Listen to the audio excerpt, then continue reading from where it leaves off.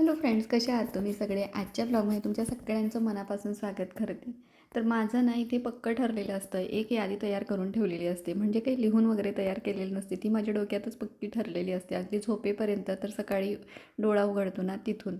तर म्हणजे माझंच काय, पण बऱ्याच गृहिणींचं तसं ठरलेलं असतं. आपल्याला काही लिहून वगैरे ठेवायची गरज नसते, की पहिलं उठलं की कुठलं काम करायचं हे अगदी आपण पक्कं ठरवून घेतो. तर तसंच माझंही काहीच आहे. तर इकडे आता किचनकडे वळलेली आहे. पण त्याआधी मी काय केलं, की हॉलचं क्लिनिंग करून घेतलं आणि त्यानंतर मेन डोअरच्या बाहेर थोडासा ओला कपडा घेऊन पुसून घेत असते आणि छोटीशी अगदी रांगोळी काढून घेत असते. एक रांगोळी आपण 2 दिवस आपल्याला म्हणजे खराब होत नाही ती. तर त्यामुळे कधीतरी मी 2 दिवस पण राहू देते आणि जमलंच तर रोजच्या रोज काढून घेत असते. आता कसं आहे ना, की पूर्वीच्या बायकांसारखं आपल्याला काही अंगण सारवणं किंवा सडा घालणं असं ह्या गोष्टी आपल्याला नाही आहेत. तर खूप कमी वेळात ही कामं आपली होऊन जातात आणि पूर्वीच्या बायका तर याहीपेक्षा जास्त कामं करायच्या. एक अर्धा तास आधी उठून ह्या सगळ्या गोष्टी करायच्या. तर खूप असं आनंदाने करायच्या आणि आपल्याला आता काय हरकत आहे, कारण खूप आता सुखसोयी आणि सुविधा आपल्याला उपलब्ध झालेल्या आहेत. तरीही आपण आळशी होत चाललेलो आहेत. पण मग माझं कसं आहे ना, की नाही, आपण ह्या गोष्टी करायला पाहिजेत आणि घरात छान असं आनंदी वातावरण राहतं, फ्रेश वाटतं. आणि घरातली स्त्री आनंदी असली ना, की घरातलं सगळंच वातावरण आनंदी असतं. तर इकडे आता किचनकडे वळलेली आहे आणि आता टिफिन करायची माझी तयारी चाललेली आहे. तर टिफिनला साधीच आज बटाट्याची भाजी सांगितली मिस्टरांनी आणि पालक वगैरे ते खात नाही, म्हणून पालक मी मुलांसाठी करणार आहे आणि माझ्यासाठी. तर इकडे आता बटाट्याची भाजी आपली रेडी झालेली आहे टिफिनची. एका बाजूला आता पालकाची भाजी पण मी टाकणार आहे. तर या ठिकाणी आता आज पालक ना मी सुकाच करणार आहे. मूग डाळ वगैरे घालून खूप छान होतो. अगदी आपल्याला खूप वेळ लागत नाही, झटकीपट होऊन जातो. आणि मूग डाळ खूप कमी घालायची आहे, 1-1.5 चमचा फक्त पोहेचा. या ठिकाणी आता तेलात मी फोडणी दिली जिरे मोहरीची. त्यानंतर कांदा घातलेला आहे, टोमॅटो घालायचं आहे आणि छान असं फ्राय होऊ द्यायचं आहे आपल्याला. छान फ्राय झाल्यानंतर त्यामध्ये आपल्याला पालक चांगला स्वच्छ धुवून घ्यायचा आहे आणि नंतर त्याला चिरून घ्यायचं आहे आपल्याला. तर इकडे आता आपली फोडणी तयार होती आहे.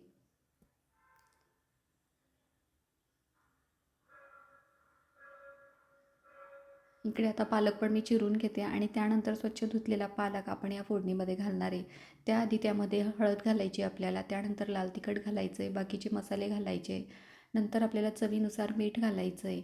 या सगळ्या गोष्टी छान अशा फ्राय झाल्या, खमंग अशी फोडणी तयार झाली, की आपल्याला त्यामध्ये धुतलेला पालक हा घालून द्यायचा आहे, धुवून चिरलेला पालक. आणि आपल्याला हवं तेवढं पाणी घालायचं आहे. मी इकडे शिजेपर्यंतच पाणी घालणार आहे, म्हणजे कोरडी सुकी भाजी करायची मला, त्यामुळे जास्त पाणी काही घालणार नाही.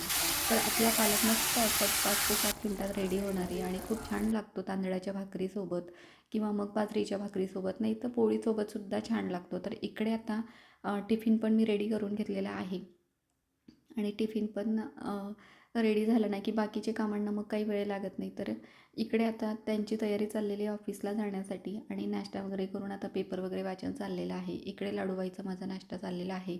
आता एक्झाम संपलेले आहे म्हणून रिलॅक्स आहे जरा. तर आज ना दुपारून बाहेर जायचं होतं आम्हाला, तर डेंटिस्टकडे जायचं होतं. तर त्यासाठी आता बेडरूमकडे आलेली आहे. म्हटलं आता रेडी होऊया. आणि बेडरूम पण खूप काही क्लीन करायची गरज नव्हती, कारण सकाळीच मी आवरून घेतलेला होता. त्यामुळे मग पटकन अशी तयारी केली आणि डॉक्टरांकडे दोघींना जायचं होतं. तर लाडूबाई पण रेडी होते आणि दोघीजणी जाऊन मग अपॉइंटमेंट वगैरे घ्यायची आहे डॉक्टरांची. आणि काय म्हणतात ते बघूया, मग आता दुसऱ्या दिवशी बोलवतात की काय बघूया आता. तर चांगल्या डॉक्टरकडे, कारण कसं आहे दातांचं काम असलं ना तर चांगल्या डॉक्टरांना दाखवलं म्हणजे बरं पडतं. तर या ठिकाणी आता रेडी झालो आहे दोघंजणी आणि निघालो आहे. तर 1-2 ठिकाणी आम्ही गेलो, पण डॉक्टरच नव्हते दुपारच्या वेळी, मग ते संध्याकाळी भेटणार होते. तर आता दुसरीकडे जाणार होतो आणि तिकडे चाललं होतं लाडूबाईचं सर्च करणं. नंतर मग घरी आलो आणि घरी आल्यानंतर मग दुपारून माझं हे DIY मला तयार करायचं होतं. मी तुम्हाला मागच्या व्हिडिओत म्हटली होती की ब्राऊन कलरची जी अंडी मागवली होती त्यामध्ये एक गवत निघालं होतं. तर त्याचंच आपण इकडे ना एक घरटं तयार करणार आहे. छोटीशी फॅमिली आपण तयार करणार आहेत. तर खूप काही नाही आहे, एक प्लास्टिकचा डबा होता माझ्याकडे.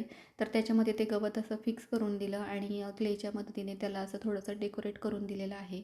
आणि इकडे आता मी त्याला कलर देते. तर कलर दिल्यानंतर खूप छान असं सुंदर दिसणार आहे ते अगदी. आणि घरच्या घरी कुठलीही वस्तू म्हणजे आपण त्यातनं दुसरंच काहीतरी नवीन तयार केल्यानंतर आपल्याला अगदी छान म्हणजे छान वाटतं बघायलाही आणि आपल्याला वाटतं की अरे वा, काहीतरी आपण रियूज केलं. आणि फेकून देण्यापेक्षा ह्या गोष्टी रियूज झाल्या ना तर खूप छान वाटतात. तुम्हाला व्हिडिओ कसे वाटतात ते मला नक्की कमेंट्समध्ये सांगत जा. आणि बघू शकता किती छान आपलं DIY रेडी झालेलं आहे. तर असेच व्हिडिओ बघत राहत जा तुम्ही. आणि इकडे आता संध्याकाळचा स्वयंपाक वगैरे आटोपला आणि त्यानंतर माझं रात्रीचं क्लिनिंग जे असतं ना तर ते मी करून घेत असते. तर इकडे सगळी खरकटी भांडी वगैरे काढून घेते, जे काही आपलं उरलेलं असेल ते पण काढून फ्रीजमध्ये ठेवून देते आणि किचन ओटा वगैरे सगळा मी क्लीन करून घेत असते. कारण आहे ना रात्रीचं क्लीन करून झोपलं ना की सकाळी उठून आल्यावर खूप छान असं फ्रेश वाटतं. कारण दुसऱ्या दिवसाची कामं आपली लागलीच आपल्याला सुरुवात करता येते. नाहीतर मग रात्री जर का क्लिनिंग केलेली नसेल तर तो किचन ओट्यावरचा पसारा आणि ते बघून अजून आपल्याला दुसऱ्या दिवशी चिडचिड होत असते आणि अजून जास्तीचा वेळ आपल्याला लागतो. त्यामुळे मी किचनची क्लिनिंग रात्रीच करून घेत असते. तर या ठिकाणी आता किचन ओटा मी स्वच्छ पुसून घेणार आहे.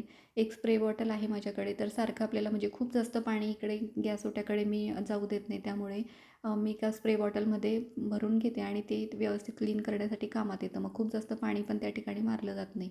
तर ह्या स्प्रे बॉटलमध्ये जास्त काही नाही आहे. विमचं जे लिक्विड असतं ना ते आहे आणि त्यामध्ये मी एक गोळी असते ना आपली डांबर गोळी, तर ती घातलेली आहे, म्हणजे अर्धी घातलेली आहे. तर त्याच्यामुळे ना रात्रीचे मग मुंग्या, किडे, झुरळ हे येत नाही. तर म्हणून मग ते किचन ओट्यावर मारलं की बरं पडतं. आणि इकडे गॅस हे शेगडी क्लीन करण्यासाठी पण मी तेच स्प्रे थोडंसं मारत असते आणि त्यानंतर क्लीन करून घेत असते. आणि सगळं असं क्लीन करून आपण एकदा की झोपलो की आपल्याला निवांत अशी झोप येणार असते आणि घरात पण अगदी पॉझिटिव्ह वाईब्स आपल्या असतात की आपण सगळं क्लीन वगैरे करून जात असतो बेडरूममध्ये. तर इकडे ना कसं असतं ना, पूर्वी असं म्हणायचे, म्हणजे आमची आई पण म्हणायची की रात्रीची आपल्या घरात लक्ष्मी फिरत असते. आणि तर जिकडे असा घाण कचरा किंवा मग असा जो पसारा दिसतो किंवा राडा दिसतो तर त्या ठिकाणी काही लक्ष्मी थांबत नाही, असं पूर्वी असं बऱ्याच वेळा आईकडून ऐकलेलं होतं. त्यामुळे कधी कधी असं वाटतं की नको, आपण असं स्वच्छ ठेवलं ना तर आपल्यालाही छान वाटतं आणि आपलंच घर स्वच्छ राहणार आहे याच्याने. आणि कधी ते आपल्यालाच करायचं असतं, म्हणजे दुसऱ्या दिवशी करा किंवा रात्री करा, पण मग आपलंच घर स्वच्छ दिसणार असतं. आणि इकडे ना आता सगळं क्लीन करून झालेलं आहे माझं आणि आता आईस्क्रीम खाण्याची वेळ झालेली आहे. तर मुलांना दिली आणि आम्ही पण घेतली. मस्त आईस्क्रीम असं एन्जॉय केलं आम्ही.